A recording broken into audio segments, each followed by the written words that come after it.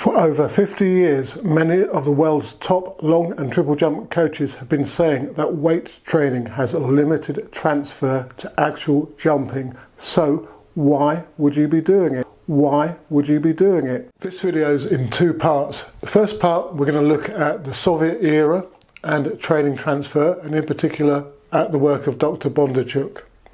In the second part, we're going to bring it more up to date. I've been involved with the long jump since my early 20s, so over 30 years. And even when I was a physical education sports science student, we were privy to research from the Soviet Union, the then Soviet Union, which indicated that overcoming force at takeoff was the paramount training goal of the long jumper, for example. These papers here, which are ancient, were written by some of the foremost minds in the Soviet Union, including former world record holder and elite coach, Soviet coach, team coach, Igor TerOvanesian. And they're all indicating that specialist exercises specifically designed to improve takeoff are those that are going to transfer the most into jumping. In another video, I'm going to go through some of those specialist exercises from back in the day, many of which I still use now. And we'll have a look at some of the more different ones that you may not have seen before. Let's delve a little bit more into the transference of weight training.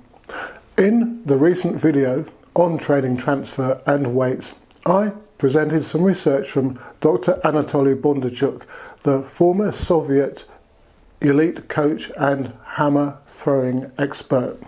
And over a period of 4 Olympiads, about 15 to 20 years back, he determined from 7,000 athletes which exercises had the best transference into all the athletic disciplines. On screen now, you're seeing the long and triple jump for men and women findings and the coefficients, the correlations of transfer for the various activities, which range from sprinting to jumping activities to throwing and weight training. Weight training wise, he focused specifically on the barbell half squat and the snatch. Now, Bondarchuk's research correlated various exercises, as I've alluded to the level of performance of the athlete. And as you can see from the chart, the relevance of some of the exercises reduces whilst others increases, dependent upon how good, shall we say, the athlete is. When it came to the barbell snatch, generally across the long and triple jump events, there was a low correlation in terms of its direct transfer to improving performance. Studying the tables, bear in mind that according to Bondarchuk, a positive correlation of an activity to the event commenced at 0.349, a coefficient of 0.349. I'm not going to go through all the activities because you can pause on the screen and look and see what the relevances are. Suffice to say, as I have done, that jumping and sprinting exercises had the most transference. What I do want to do is read this quote from Bondarchuk on specific weight training exercises and how they can actually impede athletic development. The use of specialised preparatory exercises not only delays the process of learning and improvement of technical mastery, but carries with it irreparable harm.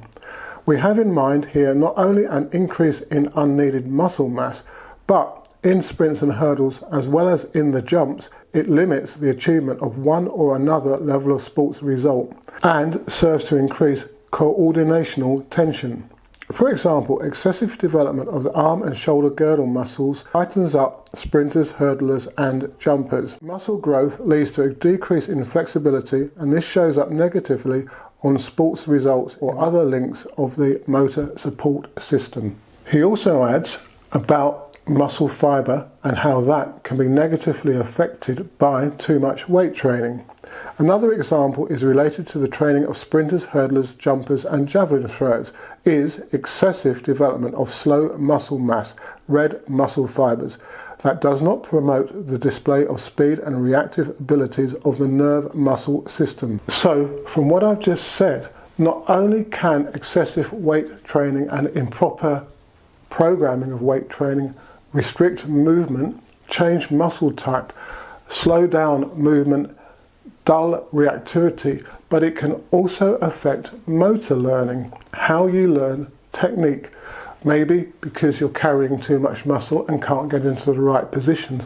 But more crucially, on a more cerebral level, the speed of movement and the joint actions of too much weight training can disrupt or even destroy the ability to impart force in the way that you need to impart that force when you jump, for example. Another expert on training transfer is Dr. Igor Yessis, who actually translated a lot of the work of Bondarchuk, but is an expert in his own right. Now, he said that the goal of any training program is not the development of strength, but the development of speed. If you take strength training to its extremity, to its extremes, then you're going to become a weightlifter.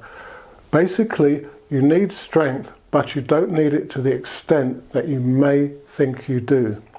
You're better off developing power and speed through more specialized exercises. Now, weight training, I will say, has a benefit for injury resilience purposes.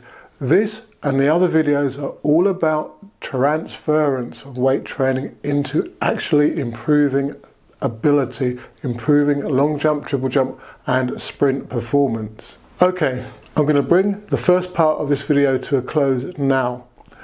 Hopefully you'll have gained an understanding from the old school masters, coaches such as Bondarchuk, as to why there are potential problems with weight training when it comes to transfer. In part 2 of the video, I'm going to bring things more up to date and look at the work of contemporary coaches, as well as put in more of my own experiences and my own research. If you have any specific questions on the subject matter of this particular video, and I know through my other social media posts that it is a topic that often brings with it heated debate, then do leave comments in the section below. Good luck with any competitions you've got coming up and with your training as well.